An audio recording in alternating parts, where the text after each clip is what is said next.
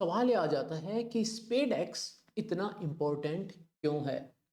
PSLV C60 के अंदर जो दो सैटेलाइट्स फ्लाई करने वाली हैं, जिनका हम एनिमेशन यहाँ देख रहे हैं, स्पेस में जाकर वो डॉकिंग करेंगी। ये एक एक्सपेरिमेंट है जो इसरो कर रहा है, बट इसकी इम्पोर्टेंस कितनी है भविष्य में आने वाले मिशंस के लिए, उसको आज अपन इस वीडियो में समझेंगे। दोस्तों मैं हूं mentor friend Manish Purohit, I'm a former scientist, और आज हम Y SpaDeX is so important इसके बारे में बात करने वाले हैं।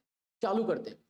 देखो भाई दोस्तों, सिचुएशन ऐसी है कि PSLV C60 का जो स्पेडएक्स मिशन है उसके अंदर ये दो सैटेलाइट्स है। इसके अलावा और भी बहुत सारे एक्सपेरिमेंटल पेलोड्स यहाँ पर लगे हुए हैं, जिसको हम पोएम कहते हैं। ये पोएम 4 प्लेटफॉर्म है। PSLV की जो 4th स्टेज है, यहाँ पर हमारे स्पेडएक्स की सैटेलाइट्स लगी हुई हैं, और यहाँ पर लगे हुए हैं एक्सपेरिमेंटल मॉड्यूल्स। तकरीबन 24 ऐसे मॉड्यूल्स हैं जो फ्लाई कर रहे हैं इन दो सैटेलाइट्स के साथ। अब सवाल ये आता है कि ये जो मिशन है स्पेडएक्स का, यहाँ पे दो सैटेलाइट्स हमें दिख रही हैं जो कि डॉकिंग करने वाली हैं, ये इतनी इंपॉर्टेंस क्यों होल्ड करता है? तो हमारे भविष्य के प्लान क्या हैं? हमारा भविष्य का प्लान है कि हम एक भारतीय अंतरिक्ष स्टेशन बनाना चाहते हैं। इसकी सबसे बेसिक रिक्वायरमेंट यह है कि यहाँ पर ये जो हमें मॉड्यूल दिख रहे हैं, 1 2 3 4 5, ये सब एक साथ स्पेस में नहीं जा सकते। ये स्पेस में जाएंगे एक एक करके, और फिर इनकी डॉकिंग होगी, इनको असेंबल किया जाएगा, और असेंबली के बाद ये पूरा एक सेटअप बनेगा। यहाँ पर हमें ये जो पार्ट दिख रहा है, ये कुछ अलग मैकेनिज्म के लिए पॉसिबिलिटी छोड़ी गई है। यह जो दिख रहा है ये हमारे क्रू मॉड्यूल और सर्विस मॉड्यूल है, जिसके थ्रू एस्ट्रोनॉट्स या फिर खाने पीने का सामान भारतीय अंतरिक्ष स्टेशन पे भेजा जाएगा। एक यहाँ लगा हुआ दिख रहा है, एक यहाँ लगा हुआ दिख रहा है। अगर हम इस एनिमेशन को देखें तो ये हमारे चंद्रयान 4 मिशन की एनिमेशन है, जहां पर हमारा जो डिसेंडर मॉड्यूल है वो चांद पर उतरेगा, सैंपल्स को इकट्ठा करेगा, और फिर असेंडर मॉड्यूल ऊपर उड़कर यहाँ पर ये जो आपने देखा ना दोस्तों, यहाँ पर जो होगा इसको हम कहते हैं डॉकिंग। ये डॉकिंग हुई। डॉकिंग के बाद ये अलग हो गया, और अब ये चल पड़ेगा अपने रास्ते धरती की साइड। और धरती की साइड जब ये आएगा तो यहाँ पर ये अनडॉक हुआ, एंड सैंपल्स को लेकर ये वापस धरती पर उतर जाएगा। इसको समझने के लिए हमें कुछ एग्जाम्पल्स चाहिए कि ऐसा कहाँ हो रहा है और कौन कर रहा है। Best example, international space station. International space station पे ये जो लिखा हुआ दिख रहा है ना, Soyuz MS-18, Cygnus 16, crew 2 dragon, ये नौका लिखा हुआ दिख रहा है, प्रोग्रेस 78 दिख रहा है। ये जो भी लिखे हुए ना, प्रोग्रेस 78, सोयूज MS, सिग्नस, ये यहाँ पर डॉक्ड हैं। इसके अंदर एस्ट्रोनॉट गए, और एस्ट्रोनॉट्स यहाँ पर इंटरनेशनल स्पेस स्टेशन में जाने के लिए यहाँ पर डॉकिंग करते हैं। नौका हमें जो लिखा हुआ दिख रहा है, ये एक स्पेस लेबोरेटरी है मल्टीपर्पज की, और इसको जब इस पूरे इंटरनेशनल स्पेस स्टेशन से जोड़ा गया था, उसका वीडियो हम देखते हैं कि कैसे वो करा गया था। क्यों? अगर ऐसा ही कुछ हम बनाने वाले हैं भारतीय अंतरिक्ष स्टेशन में, तो हमें भी तो करनी पड़ेगी हमारे अलग अलग कंपोनेंट्स की डॉकिंग। तो ये जो हमें दिख रहा है, ये नौका है, जो एक लेबोरेटरी है जो बाद में फ्लाई करी, और उसने इंटरनेशनल स्पेस स्टेशन से, यहाँ पर हमें सोयूज दिख रहा है, ये सोयूज है, ये अब जाकर यहाँ पर जो सामने इसके है, इसके ड्रॉग एंड प्रोब वाला सेटअप है। तो जो प्रोब है यहाँ पे हमें दिख रहा है, सामने जो होगा इसके कॉनिकल फॉर्म में इसको कैप्चर करने के लिए मैकेनिज्म होगा, and this is moving, and this has to dock. और इसको डॉक होने में, इंटरनेशनल स्पेस स्टेशन पे डॉक होने में जो सारी रिक्वायरमेंट्स हैं, वो इसलिए जरूरी है क्योंकि नहीं तो ये इंटरनेशनल स्पेस स्टेशन का एक हिस्सा कैसे बनेगा। और आप देख रहे हैं यहाँ पे थ्रस्टर्स की firing, these are the thrusters that are firing. ये देखो ये देखो ये देखो, जो धुआं निकलता हुआ दिख रहा है, जिससे कि इसको अलाइन करा जा सके, एंड ये अलाइन होकर यहाँ पर डॉक हो गया। जैसे ये डॉक होगा, अब यहाँ पर एक और पार्ट आ गया। डॉक तो हो गया, लेकिन एक लेबोरेटरी है तो इसके अंदर लोगों का आना जाना भी तो होगा। तो जहां पर डॉकिंग होती है, वहां पर अभी हम ये डेमोन्स्ट्रेट नहीं कर रहे हैं स्पेडएक्स में, लेकिन आगे जो होगा इसका जो इम्प्रोवाइज्ड वर्जन होगा, उसमें क्या होगा, डॉकिंग तो होगी, साथ में जहां पर डॉक हुए दो पार्ट, वो खुल भी जाए गेट के जैसे, जिससे कि ये दोनों हिस्से जो है, इधर से इंसान इधर जा सके, इधर से इंसान इधर जा सके। अब ये देखो यहाँ पर ये जो दिखाया जा रहा है ना, ये नौका मॉड्यूल है। फिर से दिखाऊं, ये वाला मॉड्यूल है जो कि डॉक हुआ है, जो ये एनिमेशन देखा अपन ने। अब नेक्स्ट स्टेप क्या है? नेक्स्ट स्टेप देखो और भी इंटरेस्टिंग है। ये एक और मॉड्यूल आ रहा है, ये नौका पे जाके डॉक हो रहा है। ये जो मॉड्यूल है ये जाकर नौका का जो मॉड्यूल अभी इंटरनेशनल स्पेस स्टेशन से जुड़ता हुआ अपन ने देखा था, ये मॉड्यूल उसके पीछे जाकर लगेगा। इसके लगने की क्या जरूरत है? ये जो मॉड्यूल है जब ये जाकर डॉक होगा, यहां पर देखो ये आ रहा है, ये जो मॉड्यूल जब यहां पर डॉक होगा, ये हमें प्रोवाइड कराएगा एक लोकेशन जहां पर सोयूज आकर डॉक होगा।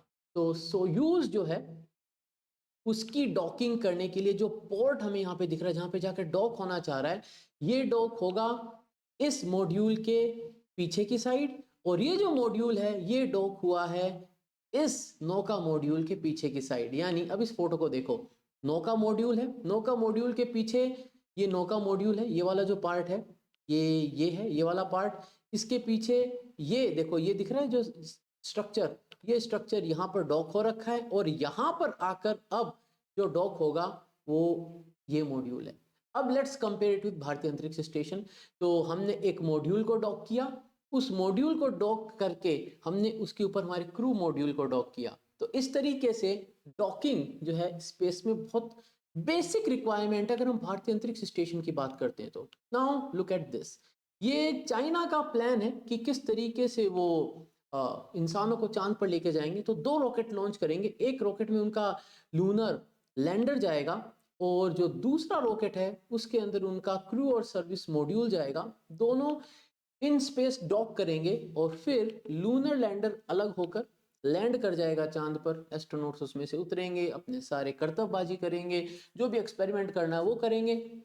फिर लूनर लैंडर फिर से लिफ्ट ऑफ करेगा, और वो फिर जाकर क्रू मॉड्यूल जो ऑर्बिट में घूम रहा है, क्रू एंड सर्विस मॉड्यूल, उससे डॉक करेगा।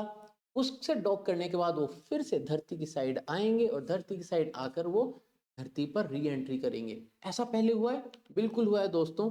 And this is what it is about the Apollo. So अब देखो यहाँ पर आपको बहुत क्लियरली समझ में आ जाएगा कि हम अगर हमारे सपने को सच करना चाहते हैं, इंडियन ऑन द मून को, तो उसके लिए डॉकिंग कितनी इंपॉर्टेंट है। देखो, तो यहाँ पर रॉकेट लॉन्च हुआ, ये अपोलो की इमेजेस है लेकिन अपन इसको रिलेट करते हैं। मान लीजिए Indian on the moon mission है, तो रॉकेट लॉन्च हुआ, रॉकेट लॉन्च होके फाइनल स्टेज जो है जिसके अंदर हमारा crew module, crew and service module और हमारा लूनर लैंडर है वो जुड़े हुए हैं।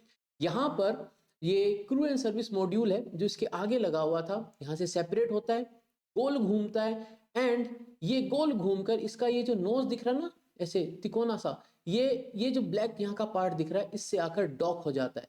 डॉक होने के बाद, अपोलो में ऐसा हुआ था, डॉक होने के बाद ये स्टेज अलग हो जाती है, एंड ये पूरा जो सेटअप है, ये सेटअप चांद की साइड निकल पड़ता है, एंड घूमते घूमते ये चांद के पास पहुंचता है। जब चांद की ऑर्बिट में पहुंच जाता है तो क्रू एंड सर्विस मॉड्यूल में से एस्ट्रोनॉट्स जो हैं वो, यानी हमारे गगनयात्री जो हैं, वो लूनर लैंडर के अंदर ट्रांसफर हो जाएंगे। लूनर लैंडर में ट्रांसफर होकर यहाँ पर इनकी होगी अनडॉकिंग, अलग हो जाएंगे। लूनर लैंडर जाएगा चांद पर, लैंड करेगा, एस्ट्रोनॉट्स बाहर घूमेंगे, सैंपल इकट्ठा करेंगे, एक्सपेरिमेंट्स करेंगे। देन लूनर लैंडर जो है उसके अंदर से एक पार्ट जो है असेंडर मॉड्यूल हम कह सकते हैं, वो एस्ट्रोनॉट्स को लेकर लिफ्ट ऑफ कर जाएगा।